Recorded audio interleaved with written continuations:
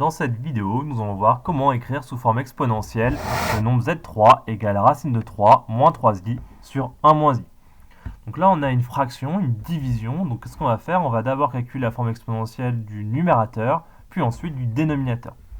Donc on va calculer exclusivement les formes exponentielles du numérateur puis du dénominateur. Donc calculons le module de racine de 3 moins 3i. Donc le module, c'est racine carrée de a. Donc a, c'est racine de 3 au carré, plus b. b, c'est moins 3 au carré. On calcule ça, donc c'est égal à racine de 3 carré, ça fait 3, moins 3 carré, ça fait 9. Racine de 3 plus 9, ça fait racine de 12, et on peut simplifier, ce qui fait 2 racines de 3. Maintenant, on calcule l'argument, donc cosinus de θ l'argument, donc c'est égal à a c'est racine de 3, sur le module 2 racines de 3. On peut simplifier la racine de 3 en haut et en bas, et il reste 1 demi. Sin de θ, c'est b sur le module, b c'est moins 3, sur le module, donc 2 racines de 3. Alors 3, c'est racine de 3 fois racine de 3. Donc on va pouvoir simplifier un racine de 3 en haut et en bas. Il va rester 1 racine de 3 en haut, divisé par 2. On n'oublie pas le signe moins. Donc au final, on obtient que cosinus de θ, c'est 1 demi. Et sin de θ, c'est moins racine de 3 sur 2. Donc cosinus de θ égale 1 demi sur l'axe d'abscisse, les cosinus. Sinus sur l'axe ordonné, moins racine de 3 sur 2. Quel est l'angle qui a pour cosinus 1 demi et sinus moins racine de 3 sur 2? Cet angle, c'est moins pi sur 3.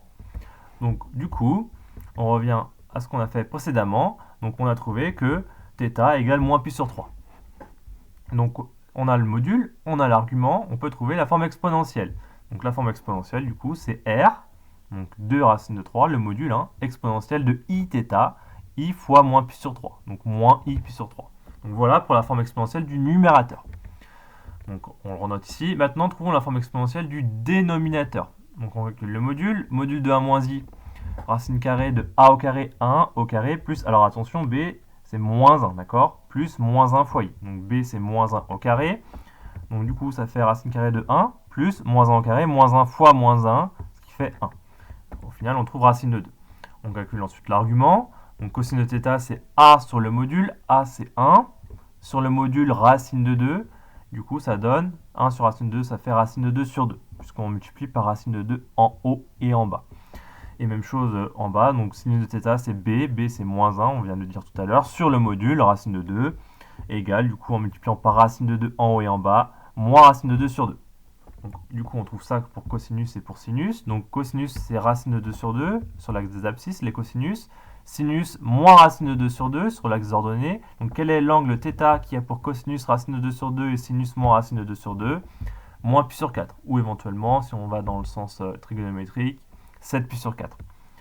Donc du coup, on revient à ce qu'on a fait précédemment. Donc on a trouvé le module et on trouve que du coup l'argument θ c'est moins pi sur 4. Donc θ égale moins pi sur 4. L'argument égale moins pi sur 4. Donc du coup, on peut en déduire la forme exponentielle puisqu'on a le module et on a l'argument. Le module, c'est racine de 2. L'argument, c'est moins pi sur 4. Donc, du coup, ça donne r. Le module est racine de 2 exponentielle de i fois l'argument, donc fois pi sur 4. Donc, exponentielle de i moins fois moins pi sur 4. Donc, exponentielle de moins i pi sur 4. Donc, au final, on a réussi à avoir la forme exponentielle du numérateur et du dénominateur. Il ne reste plus qu'à faire la division. Donc, je reprends Z3. Je remets les formes exponentielles qu'on vient de trouver. Et on fait la division. Donc comment je divise deux formes exponentielles? Bien, déjà on peut diviser les modules entre eux. Donc on divise 2 racine de 3 par racine de 2. Donc 2 divisé par racine de 2. Donc 2, c'est racine de 2 fois racine de 2. Donc 2 divisé par racine de 2, au final, ça va faire juste racine de 2. Il reste racine de 3. Donc quand on divise ça par ça, on trouve bien racine de 2 fois racine de 3. Et ensuite, on divise les exponentielles. Donc, il faut se rappeler des règles sur l'exponentielle. Donc, diviser des exponentielles. Exponentielle de a divisé par exponentielle de b, c'est l'exponentielle de a moins b. Donc, du coup, il suffit de soustraire en fait les arguments. Donc, du coup, il reste moins pi sur 3, moins, attention, il y a encore un moins pi sur 4. Donc, moins pi sur 3 moins pi sur 4, ça fait bien moins pi sur 3 plus pi sur 3. Alors, il y a un i en haut et en bas, il ne faut pas l'oublier, c'est pour ça que je factorise directement par i.